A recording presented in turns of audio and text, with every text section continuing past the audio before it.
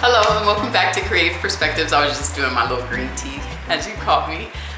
If you came back, thank you. And this is my personality on a regular basis. Anyway, she wanted me to do a topic on helping others push through barriers that may come along while they're discovering their journey. Okay, and we are all a part of that game. Like I said before, life is like a game of chess, right?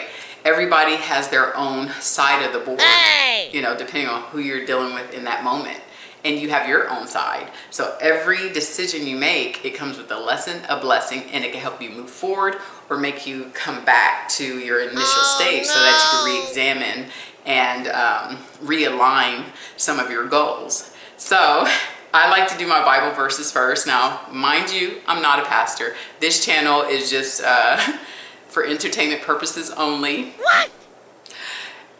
But if you get something out of it, that's a blessing for me, because my job is to just inspire. And inspire, get you to know, come out of your comfort zone.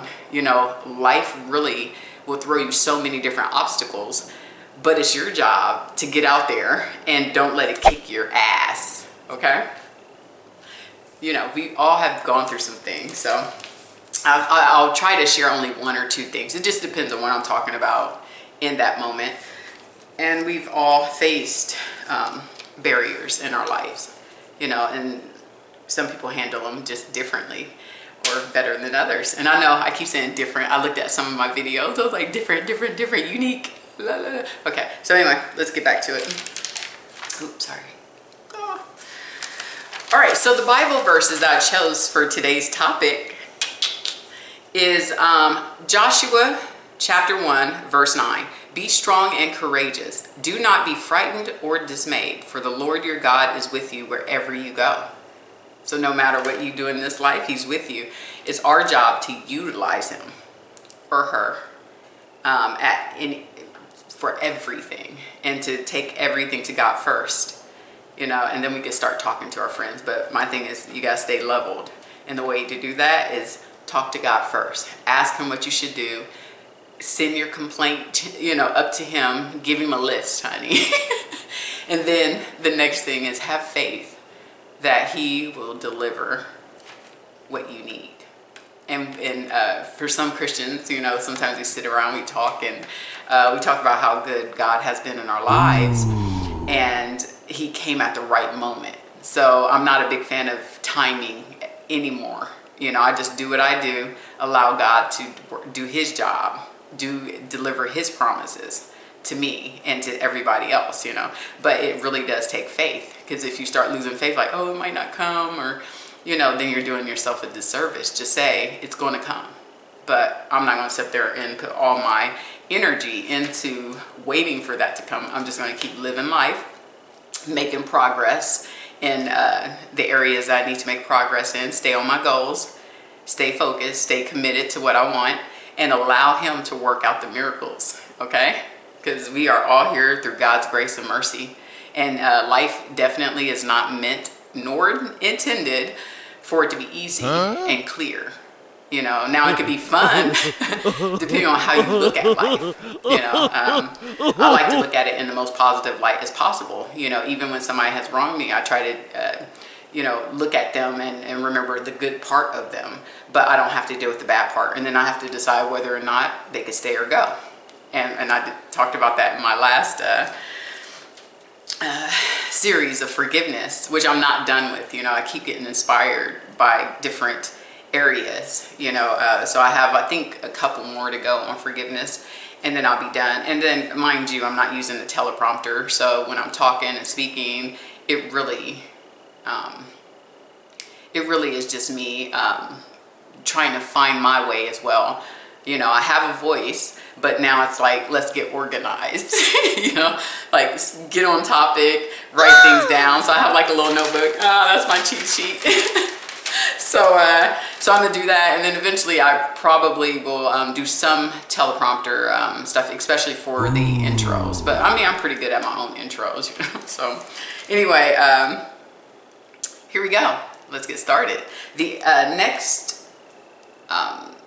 next Bible verse, is from Deuteronomy chapter 31, verse 6 and 8. Be strong and bold. Have no fear or dread of them, because it is the Lord your God who goes before you. He will be with you. He will not fail you or forsake you.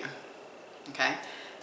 And with that last one, he will not fail you or forsake you. You know, I know sometimes when life gets kind of hard, we can definitely feel forsaken if you're not careful in the way you're about to start thinking. You know, just know he is there no matter what you go through. And that's how you get to see the blessing start unfolding, is by knowing and keeping the faith that he's there. You know, I tell you a quick little experience, because I like to be really quick. But anyway, you know, I got raped when I was 17, and then stalked and raped by somebody I knew. And then after I got divorced, I was raped, you know. And that was obviously someone I knew. I'm not going to say any names, but people who are part of my life, they know exactly what's going on and what went on. Some people don't know, they just, you know. But anyway, just to let you know, that's a heavy burden to carry, you know, because you're thinking like, why would somebody do something like that? But what I did know is, like, when I was younger and I was 17, my first husband, he's the one that helped me through that process. And he was actually there for me during that process. So we got up and we moved to California, you know, because of just a little bit of everything. Then, so I ran away from this situation and did not have proper ways to handle that. But obviously, he became like my counselor without being a counselor.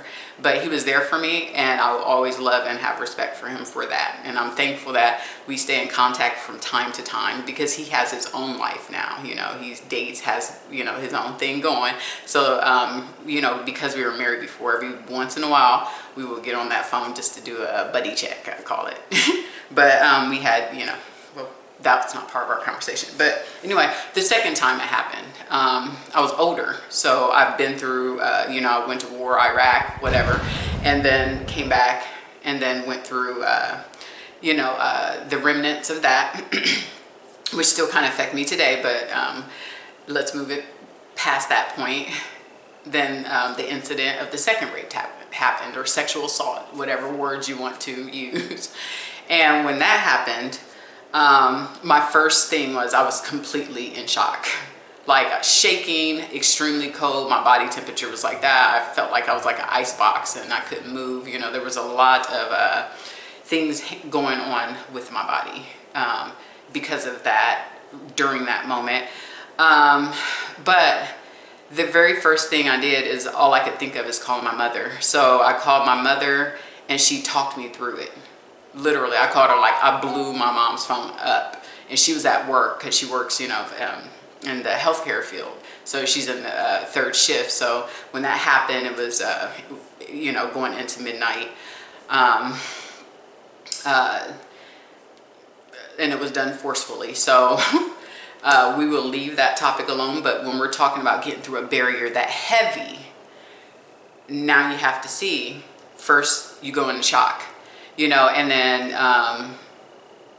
your brain, I think, is all over the place when something like that happens, because it's out of nowhere. You get what I'm saying? And it's from somebody you thought would never take it that far, although they've taken other aspects of the relationship to a certain level, which made us split. I just never thought that particular person would do anything like that. So first, I had to go through the emotional piece, obviously, because of devastation. You know, my son was also in the house when that happened. During that time, sleep, thankfully, that God allowed him in his room to stay, you know, for him not to wake up. So thank you, God, for that. So anyway, following that, now we have to deal with the emotional trauma, the mental trauma, the spiritual trauma. And, you know, so I went to emergency room. That's the very first thing. I had to wake my son up, and it took forever. Lord have mercy. It took forever. And I'm not going to go in detail for every single thing, but I could definitely tell you this, to get through that barrier, to make sure I could stay on my life's path without having that to minimize the impact of that, so I could still sustain being a good mother to my son, because that's my priority. It was not him. That's why I got rid of him, because he did a lot of things that were not right.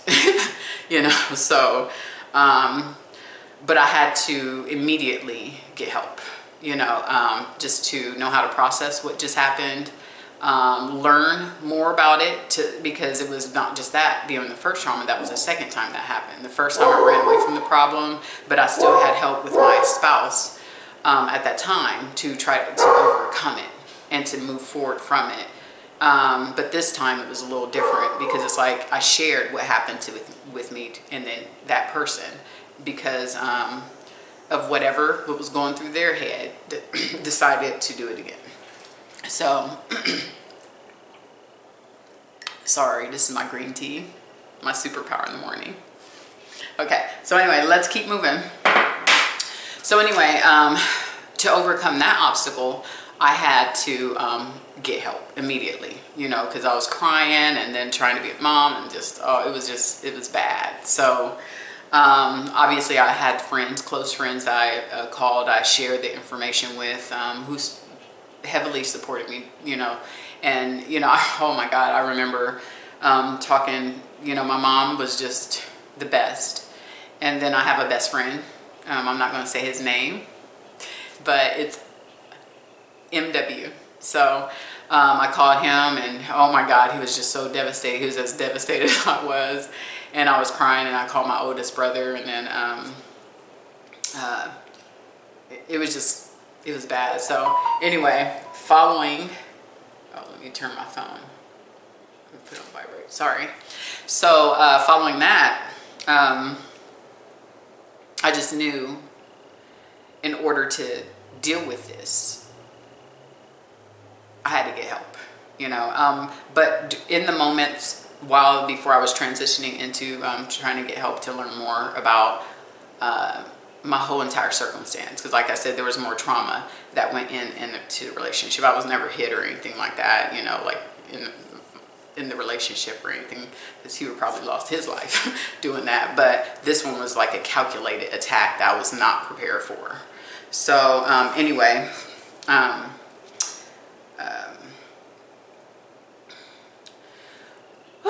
this is a touchy topic, so thank God I am way past this. This incident happened in 2018. So but people who know more about the situation, they know that was not the beginning, the middle, and the end of what I had to go through with that same exact person, which I had to move states again. So hopefully things are not going to be as bad as it was. But anyway, when I got counseling, the counselor was quick in being able to tell me a lot more about all the things I've been through during the time I was with this individual. And at the end, I went to 3, because I was skeptical of counseling, before. So I was like, so I went to 3 different counselors. So I was like, let's see if she's right, because people blah, blah, blah. Nope, 3. And when I went to 3, 2 of the 3 said all of them narcissistic, sociopath.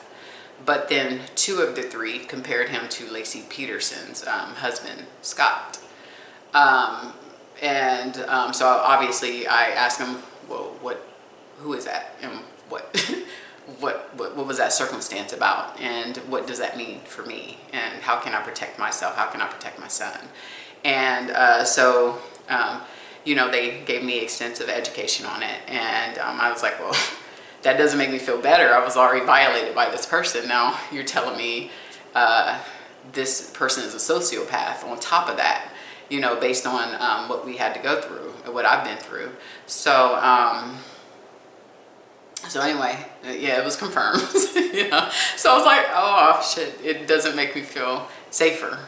So I had to move to the great state of Texas, woody whoop, where we're allowed to have firearms and we can protect ourselves. I was in a different state where it's the law is so ambiguous on self-defense, so it makes it difficult for you to know whether or not you could protect yourself and what that would look like, if you did. And I was like, well, I'm a good person, never did any crimes, don't smoke, you know, I drink here and there, like one cocktail or two, but that's it, you know. So I've always upright. I don't have any skeletons in my closet. I'm one of those. I know everybody like, somebody's got something. Nope.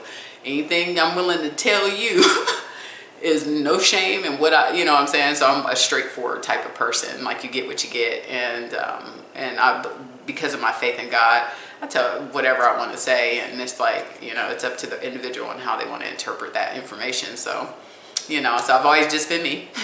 But anyway, I had to move, you know, me and my son to Texas because I could protect myself. And obviously I had to put up cameras, you know, increase security as far as my security, you know, company, and I have a monitored community. So we have designated squad cars that stay in our community all day long, 24 hours. They run it through. And so I had to talk to the chief or whoever the head of that is, of the constable for my HOA, and have an in-depth conversation about, you know, the fear. I'm black, he's white, you know, that type of deal. So if I, as a black woman, have to defend myself and take somebody's life from them causing harm, what happens to me and what happens to my son, you know? So they tell me in depth, you don't have anything to worry about. You're in the state of Texas. People are not even allowed to be on your lawn without your permission. And if, you know, somebody is even doing that, they have different escalation and de-escalation rules and laws. So, you know, like if somebody's stealing your car, you go out there and take their life, and that's completely acceptable. You know, because the way they see it is they do it pretty much like, you know, it's not yours. You know, you're not supposed to be there. You shouldn't be where you're not supposed to be. Okay, so that's how they kind of explained it. So it made me feel a lot more safer.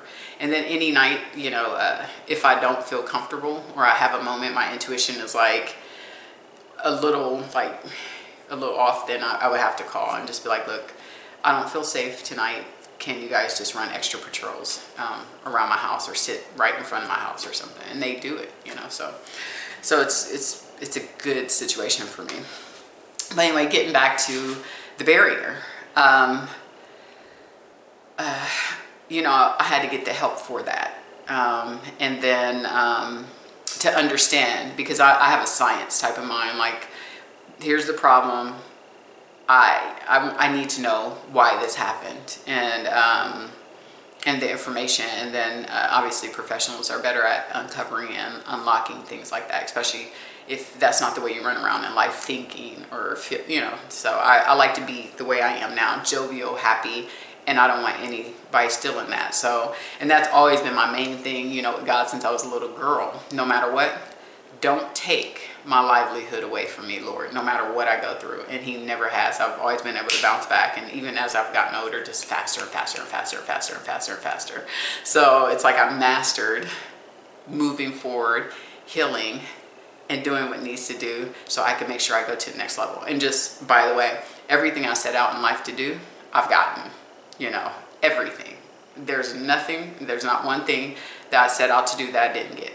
Now, sometimes there were obstacles, but I learned that those obstacles, at the end of those obstacles, God had something bigger for me that took it to a different level that I would never even dream about. So my love and my compassion for God is definitely the number one thing in my life. I may not know the Bible back and forward and all that stuff, and you know, but to me that's okay. He works. He works for me, and he's been there through everything, you know. And I've learned, you know, a lot about just church people in general. You know, I grew up in church, by the way. My grandmother was a pastor, and so I'm very familiar with it. So, but I'm still not a pastor. But just to talk about the getting past those type of barriers where they're so heavy and they feel egregious to where it might make you feel stuck for a little bit. Okay, now remember, the whole purpose is to unlock your purpose. Okay, if you allow the barrier to remain and you don't take the proper steps to knock it down, boom, and get it out of your way, you're gonna be stuck with that. And then that can cause bitterness, anger, pain, a lot of things, that vengeance, revenge, whatever you call it, and you don't want to live like that. You want to live your best life and be your best self in the best form that you can be, and you want to be able to grow spiritually, mentally, emotionally, physically as well. So and you can't do that if you allow one little thing or two little things, or to weigh you down and keep you there and keep you stuck for the rest of your life. We have one life to live, so the best thing for you to do is get rid of these issues, and the only way you can do it is you got to hit it head on. You gotta run. It's like being on a football field. When I see the football players, as soon as the quarterback hikes it, bam, the game starts. The players are running, just boom, boom, knocking each other out of the way, and flipping each other over. And that's the way we have to look at life. We have to be pit bulls. We have to be dogs. We have to be, warriors, but warriors in Christ, or warriors in whatever you want to be in. Some people are just spiritualists. They're not, well, I'm not going to try to speak for other people, but it's just, think of life as like, boom. And when a player gets tackled, they get stopped in that moment. But guess what? They're going to get up and keep fighting to get more yardage, to get to the goal line, And that's what any type of sport, soccer, volleyball. Well, I can't say volleyball. I got to get back up on the rules. I mean, I know how we move around the court, and I used to play, but just you keep fighting for the score. You fight to win, okay? But in life, you're fighting to win for you. You're fighting to win in this game of life. And if any obstacles knock you down, knock you back to the yardage, and you just sit there, you are harming yourself. It's like, get back up. Get back up. It doesn't matter if somebody's there to support you or not. This is your life. If you want to be miserable for the rest of your life, just stay where you are. But I would encourage you not to do that, because you have no idea the blessings that are sitting on the other side. And it's almost like if I keep it with the football theme, I could use the chessboard, again, but if I keep it with the football theme, it's like, okay, here's a goalie on one side, here's the other goalie, okay? You're charging, and then somebody knocks you back, right? And then you might have to start back at the 20-yard line, and then, but you're closer. You're not at the 10, hold on, let me see how it goes, 10, 20, okay, and then it goes, so 40-yard line, trying to go way over to the opposite side. So get up, figure out your strategy, have a clear goal, and if you don't know how to build a strategy, get with people who are going where you want to go in life. And that could be emotionally, spiritually, that. You have some people that are still healing, maybe get in a group counseling setting, or just go up to meetup groups where they talk about healing, seminars, whatever you need to do to get in the company of people who are where you want to be, okay? And then that helps move you a little bit closer, okay? And then you're going to have your next setback, or your next barrier that might jump up at you out of nowhere. So the best way to do it is, look, clear goals, remember, the life is a battle between good and evil, right? So you got God on one side, and you got devil and his people on the other side, and you got your angels with God and angels with whatever. So so you got to think of it. There's always going to be an obstacle that's placed in your way, okay? And you have to jump over that obstacle to keep moving, to get to that goal, or get that touchdown. You get what I'm saying? Get your touchdown in life, okay? So the way you could do that is, and trust me, I'm on this, is just first set a goal. What do you want to do? What do you want to do? After you figure out what you want to do, make a tangible plan. Okay, how am I going to get there? Okay, after you make your tangible plan, just make sure it's your plan of action that will get you from one step to the next step. Don't skip any steps. Some people, they like to rush in, like, I'm gonna be rich next year and I'll do this, blah, blah, blah. You are doing yourself a disservice, because everybody who's gotten rich, unless you win the lottery or something like that, they either had to inherit something where it was given to them, or they had to work for it. And it takes time, it takes barriers, it takes not giving up on yourself. You have to believe in yourself 100%.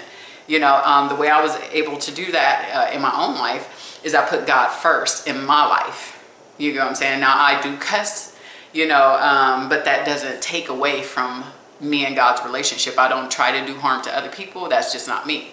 But I do defend myself. So I could also be the pit bull on the opposite side. But I won't sit up there like, for instance, if I get cheated on, you might come home and all my stuff might be gone. And you're like, well, where'd she go? Okay, and then I'm not picking up my phone or anything else. That's how I do it, because I don't want to argue with you, and I don't care why you do what you did. And, I don't, those are just, to me, those are excuses. My thing is, everybody gets to calculate their choices. So some people calculate cheating. Some people calculate hurting other people. That rape was a calculation. It's not my job to sit up there and try to figure out what's in that person's brain, why it's in their brain, why they would do what they did. That's not my responsibility. My responsibility was to pray and cry it out, acknowledge the feelings that you have in that moment, and cry it out, get it out of your system. Because the main thing is, if I stayed there, look at this, here's the goal line. If I, getting physically assaulted in any way makes you feel knocked back, right? So if I sit there all day long, and then I got a kid to raise, I'm doing my kid a disservice, and I'm doing myself a disservice. So the best thing I could do is, how can I heal quickly? I don't know what I'm doing to clear those emotions out. Go get help.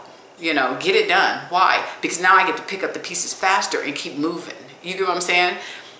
If you don't get up, you're going to really, really suffer for no reason. And you're self-sabotaging your growth by staying there. So the best thing you can do is make your goals, set them, make a realistic plan of how to get there. And if you don't know what the plan should be, because it might be a new adventure that you've never taken on, become part of a group or get some mentors in your life that can actually lead and guide you down that path in the right way. And you always want people who have done it, not people who haven't done it that's trying to tell you how to do it. You want people who are tangibly doing it, they're successful at it, and they're continuing to grow in it, and they've been in it for a while, because it tells you that they're really genuinely passionate about what they do.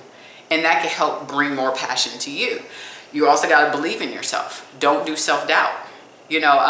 All the journeys that I've taken, I've never thought in terms of losing, ever. I just get up and I say, oh, I'm gonna win this, but here's the steps I'm gonna take. And then I go for it. And it works every single time. But I had to put God first, because it's not me. It's not me doing this. This is me using God as my tool to say, look, this is what I need. Can you help me? I need help in this area because I want to excel in this area of my life. And then God puts you to the test. Okay, let's see how you're going to handle your finances. Okay, let's see how you are going to connect with your child. Let's see how you treat other people. Let's see what are you doing to get to your goal. God doesn't want you to wait to move. He wants you to move so he could walk with you as you move. So when you move, he moves. And then he got angels in the front, angels in the back. That's the way I look at life. I have somebody that has my back. I have the angels in back of me, and then I have the angels in front of me. All I have to do is take some steps forward and make some processes and progress. So think of it that way. Make your plan, progress. If you don't have support, you have to be your own supporter, or you have to go out there in these meetup groups or somewhere where you can get with like-minded people or with more successful people that are better than you.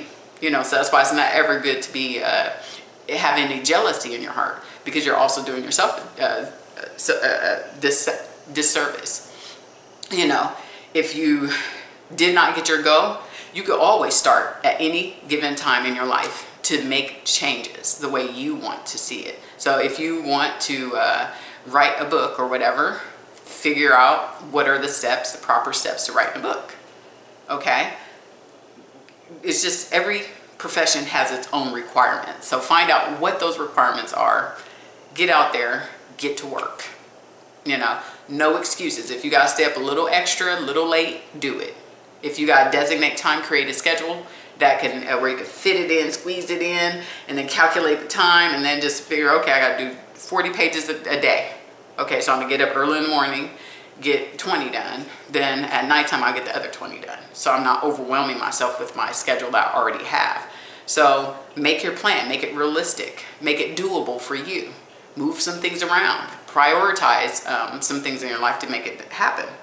And if you do hit those pitfalls, those obstacles, forgive quickly.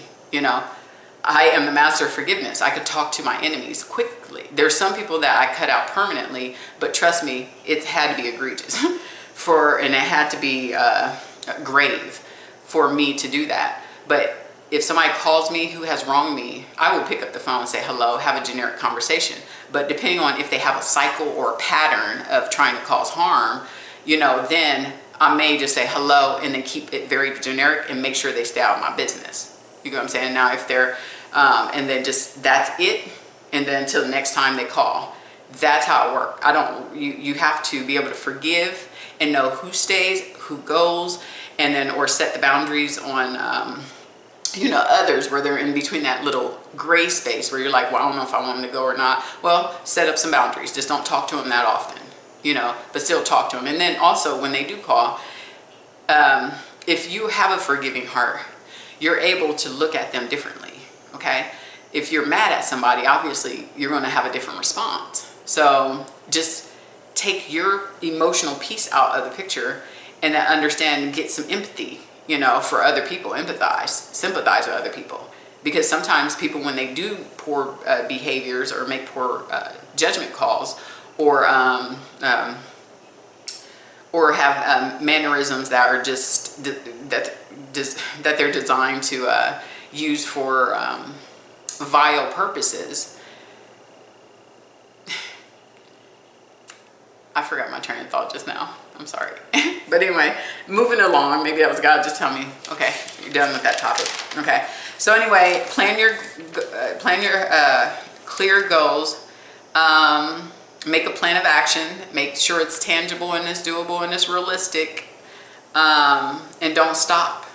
Seek out some resources. If you don't know what you're doing, maybe you have to go grab some resources from places that you might think of. And also practice some self-efficacy. You have to definitely believe in your ability to succeed at it. And you got to keep that up. You have to hype yourself up. You could buy you a gratitude journal and then just think of all the things you're grateful for. And then it kind of guides you, in a gratitude journal anyway. So you could get one of those so you can stay uplifted. Whatever lifts you up, music does it for me. So I could put on church music, I could put on hip hop, I could put on jazz. Whatever I'm feeling in that moment, I will put on. Inspirational speeches. That's good. I play that like all day long because obviously I'm a single parent, so I don't have somebody like root me on at 24 minutes, 24/7, but I like to stay in good spirits, So sometimes I want to throw some music on or throw a message on that's just going to do nothing more than uplift and keep me in that spirit, And then you have to be careful for people who come in who are, I call them the Debbie Downers, where they call and then they try to flood you with their issues. Decide what's the extent that you're going to accept and then make sure you're not living and breathing in that environment. You want to keep it uplifted so you can stay focused on where you need to go and where you plan to go. If you get invested into other people's issues and you go above and beyond your call of duty for doing that, you're going to suffer, So the best thing you could do, stay focused on your plan and then do one plan at a time. Don't try to do everything at once. Go slow. Slow is smooth, smooth is fast, fast is sloppy. And that's the same concept I teach my son, Slow is smooth, smooth is fast, fast is sloppy. And that's also a term I heard in the military as well. So I heavily believe that in life it carries over. If you go too fast, you're going to hit more, you're going to get more setbacks, But you don't want to move too slow either, because if you move too slow, you can be in your 50s and 60s trying to do something that you should have done in your 20s, So you want to have a great balance as far as timing. When do you want this goal to be finished? If it's not the end of the world. Just look at your goal sheet, and then as you check off the box, then you'll be able to see, okay? So how far you've come, and then appreciate how far you've come. Most people don't even look back to appreciate all the things you've been through that got you where you are today. Appreciate, appreciate, appreciate. Thank God every moment for putting you through your obstacles, your trials, your tribulations along your journey and your path. Okay? Because without them, you won't be as strong as you are. I became much stronger, because of all the things I went through, and because God had to take me through certain things so that I could be able to definitely put more trust and faith in what he could do for me. I've always had strong faith, but he could take it to level 20, 30, 40, and then blow it out of the park. So in my life, he's blown it out of the park. So I'm able to just, people come to me, now I can handle a lot of different things, and then just, it rubs off, shrug it off my shoulder, let them know, I'll pray for you. Sorry you feel that way. And then also, I'm not too big to look at me. You come to me with some good criticism, I'm going to take a look at it. But I don't go off of what the first person says. What I do is I like to see, is it a running theme? If it's a running theme, and then I see that it is an issue in my life that might hinder me or make me fall back, because you don't want other people guiding your life or having that control anyway, of telling you who you are, how you need to be, and what they think and how they feel, what you should and shouldn't be doing, because now you don't want to be anybody's puppet at all. And you don't want to make people your puppet, because how fun is that? If I could control you, that's not going to be fun. I want you to be who you want to be, and then I want to smile as I learn more about you, but some people like to control like a puppet. Like if they ain't doing it my way, I call it the win at all costs type of spirit. But screw you if I don't get my way. That's just crazy, So my thing is learn to appreciate people and their differences, not try to control. Well, you shouldn't be doing this and do. Shut up, shut up, shut up. Only deal with your life, And that's how you gotta look at people like that. Like, be quiet. That's you. That's something you would do. That's not what everybody else would do. That's you. That's only your one perspective. You get what I'm saying? So stay in your lane. That's a good thing, is for us all to stay in our lane, which is to heal others, try to grow, become better versions of ourselves. Take constructive criticism, and if it's a running thing, really take time to don't look at it as a threat to you. Look at it as, okay, 10 people told me the same thing. Okay, and it's hindering my growth because they're all mad. It seems like they're all mad. Then maybe I should look at this and figure out a way to improve in that area, because maybe I didn't see it as an issue, because remember, we look through the lens of our own eyes, but we are seen by so many, and as we interact, to where they're going to have a different take on our personalities, on us, and that's okay. That doesn't mean you got to change for everybody, but you want to look for opportunities to grow, and the only way you could grow is through sometimes constructive criticism. I looked at my old video where I actually put my second video technically in forgiveness, but because YouTube, it doesn't allow you to chop it up, I had to go back, and then I had to look at it, and then I looked at my CGs, and I was like, oh, I know how to do these. These should look way better than this. But because, I was in the state of, let me just get it done, I wasn't looking at the imperfections in it. I was just, hey, let's get it done. Let's deliver the message. And that's it. Okay? But I could see where I went wrong. And I could see where I need to fix things, or where I need to be more work slower, to get things done. So just don't leave. Be willing to go the distance. Going the distance sometimes feels difficult, because if your goal takes 2 or 3 years, there's going to be a lot of incidents and things that may come up in your life that's going to be an obstacle. But like I said, on that football field, get knocked down, get your butt back up there, and then keep charging forward. And then keep looking at your notes. Keep looking at your checklist of how far you've come, so you can appreciate it, and you'll understand you have more to go. There's still some things you have to do. Okay, we talked about role models. Definitely positive self-talk.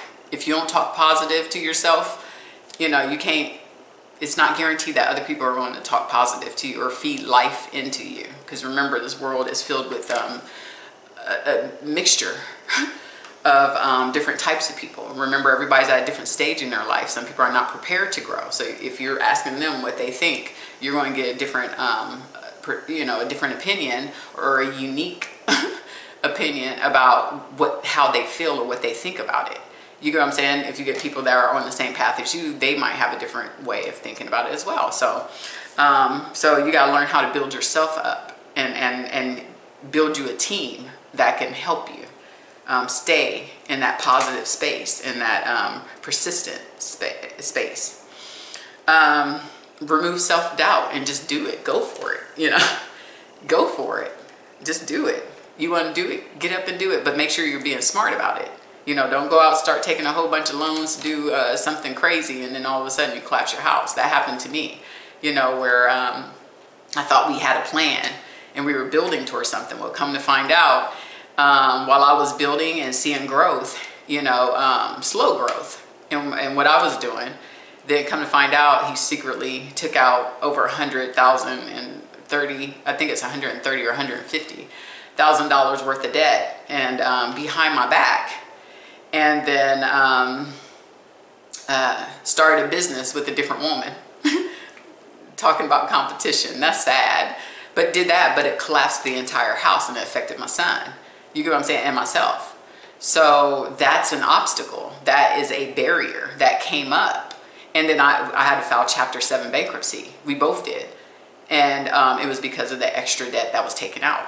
And because he secretly started a business and pretended like he wasn't able to find work, when all it was is he didn't want to find work because he was in New York starting a business somewhere with another person while he was in a committed relationship. You know, I won't say whether we're married or not, because it now fine-tune who this person is that has caused so much in my life, you know, or, you know, but he was like a win at all cost type of person. You know, whatever I want to do, I'm gonna do. I don't care who it hurts and how it hurts him. I'm just gonna go do it, you know. And having a kid it was not a care in the world for that. So, but that was an obstacle. And then I had to talk to the bankruptcy attorney and be like, oh my God, what do I need to do, you know? And I was given instructions on what needed to be done. And then obviously I cried because I was devastated that we even hit that point because of the decisions and the deception that went on. So it's like I was working to build, make us better, and I thought we were working as a team, and there was no team. There was clearly an I in that team perspective from my partner at that time. So I went off, started a business, and then after the fact, tried to wait 3 years later to include the business income, you know, that him and her made during the time that we were together. And that created an IRS thing. So I'm like, sometimes you just can't win or lose with people's deception, you know, but you still cannot let that stop your life. You have to fight one battle at a time. Don't try to take on everything. You know, you will, you know, get yourself in a pickle trying to handle everything. So don't do it. Deal with what you have to deal with one step at a time, one thing at a time. Ask for help, you know, from people who may know more than you do. And get to fighting. You know, and I'm a fighter. You know, I don't believe in cussing a person out and doing stupid stuff. But what I am going, you know, but I'm already, you know, doing my court stuff to, okay, file for that fraudulent activity that happened where my signature was taken and then my tax was modified to include their stuff from that person and from the shady accountants that they used. So now I have to go fight that battle, you know, but I do qualify for it based off of the evidence that I have. You know, so they have to deal with the piper on that, but it's just like, it's another obstacle that somebody else brought into my life because they had that win at all costs. I don't care who I hurt, how I hurt, and what I got to do to get it done. But then God still was bringing me through, building my life up the entire time that this was happening. So he kept the blessing so strong to where it offsetted some of the attempted setbacks and barriers that person wanted in my life, because it's like that person was out to destroy me, and it still feels like that today. But they try to do it in a way that's not forceful towards the public, so everybody can see I'm like, oh look, I'm a good person. But the evidence shows if people were to really see what's really going on paper, then they would see something completely, have a different picture about that person. So we talked about building your team, believing in yourself and your ability to achieve your goal. You can't control the obstacles, so don't try. Like I said, I couldn't control getting sexually assaulted. I couldn't control the fact that the person went behind my back and then took out 150 G's and pretty much didn't seek out work. And then it collapsed the entire house. And the sad part is how I found out about it. I found out through a guy. We went to go refinance the house. And the guy who, you know, we were on the phone all week long, and the guy said, everything looks great, the numbers look great, and all this other stuff, and blase, blase. Then I was at my business, you know, doing a client, and then, you know, I was in between. You know, I was like, okay, I got about 15 minutes, you know, and then I got a call from the guy at the bank. Not the underwriter, the person that initially takes in the information that runs the credit check and all of that to see if you could get refinanced. He called me back and he said, you got a minute? And I knew it wasn't good when I heard that, you got a minute. And I was like, oh yeah, I do. You know, what's going on? And then he just told me, I'm just so sorry to inform you, I can't do the refi. And I was like, why not? You was just telling me all week long, me and my partner was on the phone with you all week long, and you said everything was good to go. And he was like, well, we found some extra debt. That's how I found out. I didn't even find out through my partner. I found out through the bank. So just imagine that. So, or through the refi guy. And he was like, well, there was some additional debt. So now you don't meet the debt to income required. And I was like, how's that possible? And he was like, well, there's about 150 G's, you know, that was not disclosed, and which took the debt to income over. But our credit was good, you know, stuff like that. But so anyway, I was devastated. I was like, no, that's a lie. I was like, it must have been fraud. Maybe somebody took out the loan. Somebody did this and that. He would never do something like that. And I was like, whose side was it on? Is it under my credit or is it under his credit? Because that's fraud. Somebody clearly took out something in my name or his name. So he said no. He was like, it doesn't appear to be fraud. And I was like, whose side? And he was like, his side. And obviously I'm not saying any names, but so just imagine the devastation. So I literally had a full out panic attack where I couldn't breathe. You know, I just couldn't breathe. And I was so dizzy. And and then I had to call my mom right after I got off the phone. I started crying with her, and I had to hurry up because, mind you, I had a client, you know, in the room. So I had to get myself together, go back there and do my client. And, but as soon as that client got finished, you know, I was able to close her out, you know, and make my money. And then I closed my business down for the rest of the evening so I could get myself together. So I called him, and he was like, oh, I'm glad you know now. So just imagine the barrier I had to overcome. So, you know, it put me on punishment for about 2 years for credit. And then some things I had to still build. I had really good credit before, but they drop your score about 100 points when you have to do Chapter 7. So, but because my score was already high, it didn't really impact it that much. But still, when people see that bankruptcy on there, then that impact still, you have some impact. Now you're able to get real estate real quick. But other things, if you need any help, you run into any pitfalls, then it's either you get an inflated rate, and then because I'm not the type where I want to pay extra, I'm like, if I can't afford it with cash, I'm not doing it. So that's the way I had to do everything. But I was like that before I opened up my business. When I opened up my business, you know, I had to take out credit in just my name. It was never shared, you know, so my credit was strong on its own to be able to do what I did. But that was a shared experience that I was sharing with my partner. So I didn't get the same reciprocation at all in the marriage. I mean, you know, just there was a lot of setbacks, honeymoon setbacks. It was a lot. So I'm not going to go into the rest, but I had to overcome that obstacle and then wait my time because I knew my time would come. I didn't sit there like, oh my God, why are you doing this? No, I just got rid of the person. Tried to do counseling first, but he played with the counselor, so they was like, he's just not ready. So I was like, well, what can I do? He's just not ready, you know. So I had to terminate that and then move on with my life and for me and my son. And then the terrorism started with that person. So I just kept going anyway. So, but that was a major obstacle, you know, that I had to deal with. So you can't control the obstacles. you know, so you can't control if somebody tries to do you wrong. Sometimes you could look for preventative strategies, like if I never invited him to come into the house because my son was trying to get him to come in the house, you know, then that incident would have never occurred. But because I thought the threat had gone away, because once we were no longer together, it looked like things looked like they were getting better. But it was just a tactic they told me when I did counseling. So it's something I didn't see, but I learned about after the fact. So you can't control the obstacles, but you can control how you cope with the obstacles and how you handle them. Okay, so I control my responses. I have to decide what's best for you, what's best for your situation. And then you have to make the moves that will work for you and your family, if you have a family, you know, and you gotta be patient, you know. Patience, you know, things don't build overnight. So just give yourself a realistic goal. And sometimes you have to do research on the average time that it takes to build something, whatever you're trying to build. And look at things as progress, not perfection. You know, so it's not gonna be perfect. It's progress. So if you're one step closer to what you was, that means, for instance, let's say if you're trying to go to college, but nobody in your family ever went to college. If you pick up the phone to that college to start asking questions, that's step one. Okay?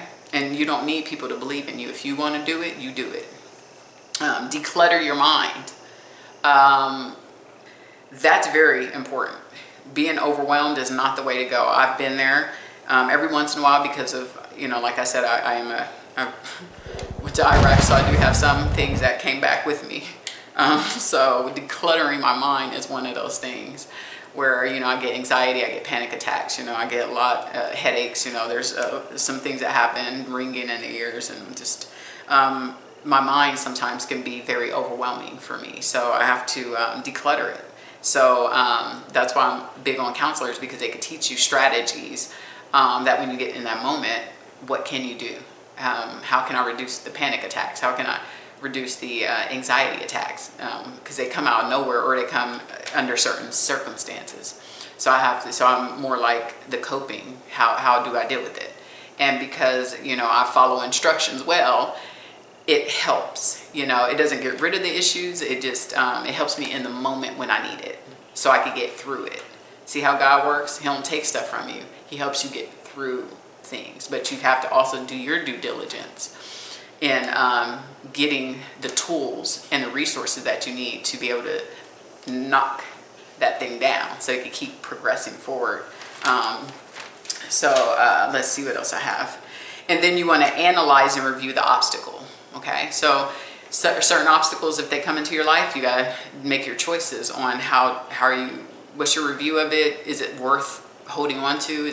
Can you get rid of it? Stuff like that. So dealing with sexual assault, I knew I couldn't live with that. I had to move forward, and because I didn't want to have a life where I'm bitter or angry or mad or sad or, you know, feeling traumatized or being victimized or feeling like one. So I was like, nope, we get this help. I'm dealing with my son. I'm not going to allow that to tear up my love life or my friendships or anything like that. And I'm not going to allow that act of terrorism to sit up there and cause harm, you know, and to where it impacts my life to where I cannot move forward, or if I mentally refuse to move forward. So you want to do that, because you need to, here's your goal. You get knocked back, but you must move forward no matter what goes on. Okay? And don't blame God when things happen, because man has free will. Everybody always try to blame, why would God do this? And la, la, la, la, la. He didn't do it. The person that did, you know, that did the action chose to do that.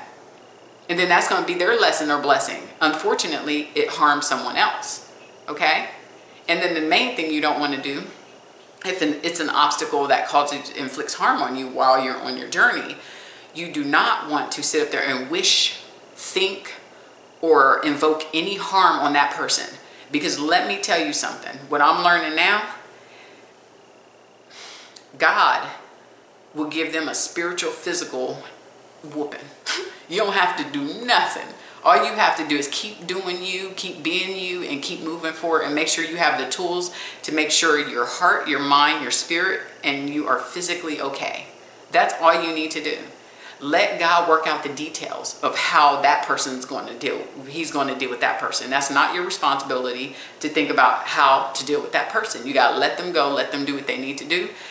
Got away with it because I should have put him in prison, but hey, I chose not to. I wanted to move forward. And sometimes I just had, the main thing behind that was I had so much scarcity. I was scared about going to court because it's like I have to tell these strangers what he did to me blow by blow, and then try to go in there and pretend like I don't have emotions to not be seen as weak. And I couldn't do it. My thing is, what's my alternative? Get help, move on, try to get it done so I don't internalize it and then struggle to where I can't move forward and be the best version of myself or bounce back. So doing the work allows you to bounce back and recover. Don't sit on it. Don't wait. Don't huddle in the corner. Don't hermit to where you're doing yourself a disservice. Get out there, kick the devil's butt, but do it in a way where you are doing good, where you are doing what's right. Because when you do what's right, God will bless your path. I have more blessings after that to where I can't look at that. I can't look back at that. You get what I'm saying? I'm forced to have to deal with the person because of certain circumstances, which people who know me know. But I know how to handle it in a way to where there's no bitterness, there's no friction. I don't try to bring friction to the situation, even if he tries to invoke it because he's trying to, get the control back. But I do in counseling, they help you learn how to take that control and put it all under your thumb so that you're not the one running around trying to argue with somebody that's trying to provoke you all the time. Because remember, when somebody causes harm to you and then provokes you on top of that, come on, that's a lot to take, right? So you need to get the tools to fight back in a good way though. So that's what I did. I got the good way and then I moved on. So, okay, so I think we've got stay committed to what you're focusing on. Let's see. We talked, I think, everything. Don't delay. Whenever there's an obstacle, the faster you get over it, the better. Don't turn a blind eye to the issues you need to fix, or that you need to handle to become better. Only take responsibility for your own actions. Do not take responsibility for another person's, and don't figure it out and don't care. Because when a person has harmed you, they planned it and there's nothing you can do about it, and you shouldn't want to do anything about it. You should just want to move forward. Okay, that person showed me who they are. I'm going to trust and believe through the actions that they chose to take who they are, and I'm going to move on. Don't put yourself through that extra mental stuff, because all you're doing is cluttering your brain with stuff it does not need. And you're causing yourself, you're self-sabotaging because you're keeping yourself way back there where you need to be focused on where you're going. Because remember, when God has something planned for you, there will be an obstacle. Okay? But you can't stay and fester and become a pessimistic person because of your obstacle. You have to get out there and figure out, how am I going to recover? Okay? Have discussions. What helped me with different situations in my life is talking. Tell people that you trust, what you're going through. But make sure they're good and compatible for you, because people can mess you up too. If you're already messed up, like going through some spiritual, mental, or issues of being harmed, other people could come in and cause further damage. So you got to be very, very careful of who you plan to talk to. That's all I'm about, counselors. But anyway, let's see. I hope that I helped cover this situation. I'm going to ask my sister-in-law, did I do a good job far as what she was looking for from me? Because I tend to talk and then I try to stay on topic, stuff like that. And sometimes I'm good at it, sometimes I'm not. That's why, for once, I took some notes to try to stay on topic.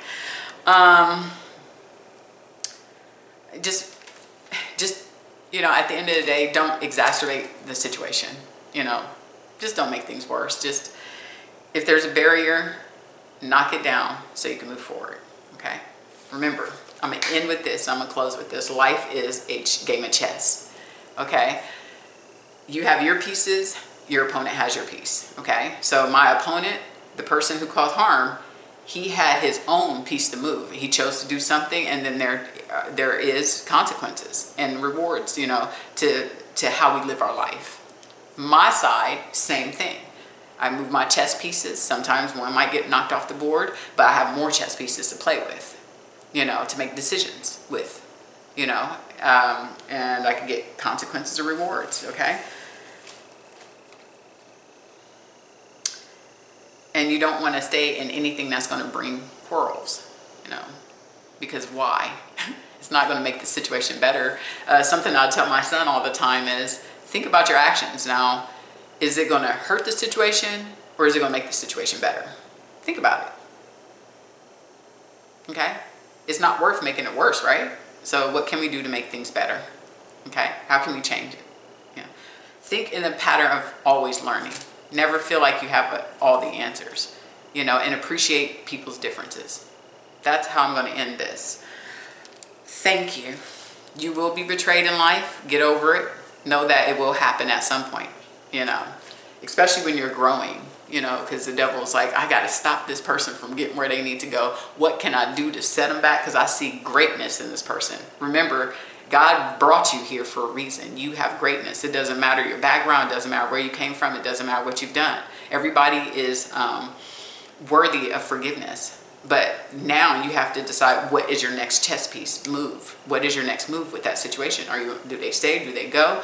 Can it be healed? What does that look like? And then you got to move forward, because you have something to offer someone else. And you can't offer it if you're in a place of just thinking traumatic thoughts and having your head, you know, in some type of suppressive mode, you know. Don't do it to yourself. Just get up, make your plan, you know, and work towards that, and believe in you, and get around other people who believe in you, and share your information with people you know that's going to give you positive feedback. Or not just positive, you want constructive criticism too, because we all have room for improvement. But don't let criticism stop you or make you feel less than, or don't take criticism if it's constructive and it's from somebody who's done it. Don't take it as a threat. Everybody can improve something in their life or somewhere. So that's all. God bless you. Thank you so much for coming back. Thank you.